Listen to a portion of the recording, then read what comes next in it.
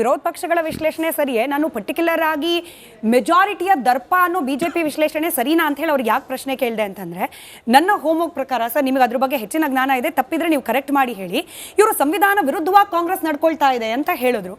ಸಂವಿಧಾನ ವಿಧಿ 183 ಸಬ್ class C ಪ್ರಕಾರ, ಹಾಗೆ ಪರಿಷತ್ನ ನಿಯಮಗಳ 165ನೇ ನಿಯಮದ ಪ್ರಕಾರ ನಿಮ್ಮ ಕೈಯಲ್ಲಿ ಮೆಜಾರಿಟಿ ಇದ್ದ ಸಂದರ್ಭದಲ್ಲಿ ಅಥವಾ ಸಭಾಪತಿ ಈಗ ತಾವು ಹೇಳಿದಾಗೆ ಸಂವಿಧಾನದ 183ನೇ ಅನುಚ್ಛೇದ ಹಾಗೂ ವಿಧಾನ ಪರಿಷತ್ನ ನಿಯಮಾವಳಿ 165 ಪ್ರಕಾರ ಅವರು ಮಾಡೋದಕ್ಕೆ ಅವ್ರಿಗೆ ಅಧಿಕಾರ ಇದೆ.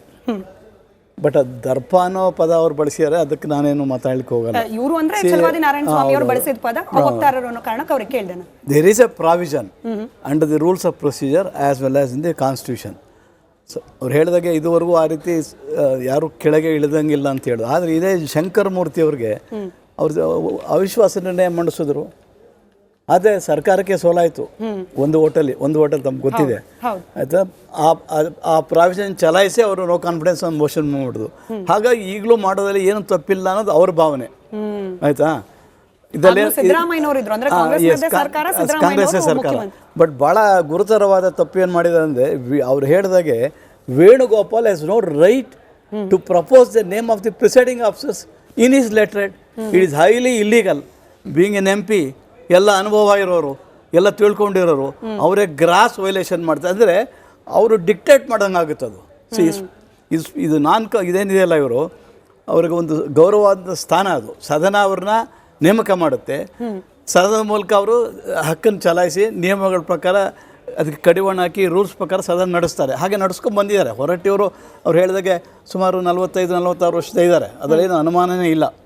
ಆದರೆ ನಂದು ಅಬ್ಜೆಕ್ಷನ್ ಏನಂದರೆ, Venugopal has no business to propose the names on his ಲೆಟ್ರೇಡ್.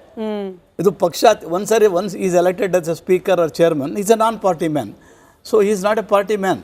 ಅವ್ರು ಹೇಗೆ ಮಾಡೋದು ಅನ್ನೋದು ತಪ್ಪು. ಅವ್ರಿಗೆ ಅನುಭವ ಕಮ್ಮಿ ಅಂತ ಹೇಳ್ಬೇಕು, ಅಥವಾ ಯಾರು ಗೈಡೆನ್ಸ್ ಕೊಟ್ಟಿಲ್ಲ ಅಂತ ನಾವು ಹೇಳಲೇಬೇಕಾಗುತ್ತೆ. ನಮಗೆ ಬಂದ ಮಾಹಿತಿ ಯಾರೋ ಬೇಕಂತಲೇ ಇದೊಂದು ಹೆಸರು ಪ್ರಪೋಸ್ ಮಾಡಿ ಅಂತ ಕಳಿಸಿದ್ದಾರೆ ಅಂತೆ ಸರ್. ಅದ್ರ ಹಿಂದಿನ ರಾಜಕೀಯ ಲೆಕ್ಕಾಚಾರದ ಬಗ್ಗೆನೂ ಮುಂದಿನ ಹಂತದಲ್ಲಿ ನಾವು ಡಿಸ್ಕಸ್ ಮಾಡೋಣ. ಬಟ್ ಸ್ಟಿಲ್ ಕಾಂಗ್ರೆಸ್ಗೆ ಇಂಥದ್ದೊಂದು ಪರಿಷತ್ನಲ್ಲಿ ಮೆಜಾರಿಟಿ ಸಿಕ್ಕ ನಂತರದಲ್ಲಿ ಇಂಥದ್ದೊಂದು ಆಯ್ಕೆ ಸಂವಿಧಾನ ವಿರುದ್ಧವಾದದ್ದ ಅಥವಾ ಸಂವಿಧಾನದಲ್ಲಿ ಅವಕಾಶ ಇದೆಯಾ ಅನ್ನೋದು? ಇಲ್ಲ, ಸಂವಿಧಾನ ವಿರುದ್ಧ ಆಗೋದಿಲ್ಲ. ಯಾಕೆಂದರೆ ಸಂವಿಧಾನದಲ್ಲಿ ದೇರ್ ಇಸ್ ಎ ಪ್ರಾವಿಷನ್. ಅವ್ರೇನಾದ್ರು ಅವ್ರ ಮೇಲೆ ಗುರುತರವಾದ ಆಪಾದನೆಗಳು ನಿರ್ದಿಷ್ಟವಾದ ಇದ್ದರೆ ಅವಿಶ್ವಾಸ ಹೇಳಕ್ಕೆ ಇಬ್ಬರಿಗಿಂತ 3 ಜನ, ಇಬ್ಬರು ಅಥವಾ 3 ಜನ ಒಂದು ನೋಟಿಸ್ ಕೊಟ್ಟು 14 ಜನ ಇದು ಕೊಟ್ಬಿಟ್ಟು ಚರ್ಚೆ ಮಾಡಿ ನಿರ್ಣಯ ತಗೋಬೋದು, ಸದನಕ್ಕೆ ಬಿಟ್ಟಿದ್ದು. But that provision is there. It is legal. ಮಾಡೋದೇನು ತಪ್ಪಿಲ್ಲ. ಆದರೆ ನಾನು ಹೇಳೋದು, ಲೆಟ್ರೇಡಲ್ಲಿ ಮಾಡಿದ್ದೇ ಭಾಳ ದೊಡ್ಡ ತಪ್ಪು. ಸೊ ಅವರು ದುರುಪಯೋಗ ಮಾಡ್ಕೊಳ್ತಾ ಇದ್ದಾರೆ ಅನ್ನೋದು ಸ್ಪಷ್ಟವಾಗುತ್ತೆ, ಜನಜನಿತವಾಗಿದೆ ಅದು. So it is highly illegal. The name propose by the Congress person. ಹಿಂಗೆ ಯಾಕೆ ಪ್ರಪೋಸ್ ಮಾಡಿದ್ರು ಅಥವಾ ಹೊರಟ್ಟಿ ಅವರನ್ನ ಕೆಳಗಿಳಿಸೋ ಪ್ರಯತ್ನ ಯಾಕಾಯ್ತು ಅಂದಾಗ ಒಂದು ಇಂಟ್ರೆಸ್ಟಿಂಗ್ ಚರ್ಚೆ ಪ್ರದೀಪ್ ಅವರೇ ನಮ್ಮ ಗಮನಕ್ಕೆ ಬಂದಿದ್ದು. ಒಂದು ಕತೆ